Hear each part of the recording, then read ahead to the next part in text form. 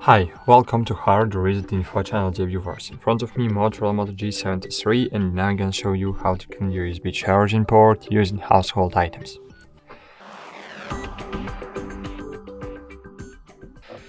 Firstly, remember one rule: never use metal objects to connect the connector, so don't damage your USB charging port, and I suggest you use an old toothbrush which we no longer use. So firstly, you need to take the cover off.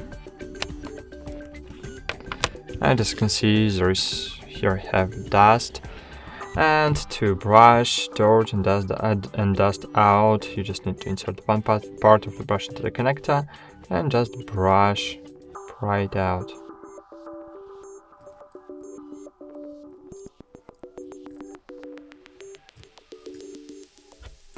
Great, that's it.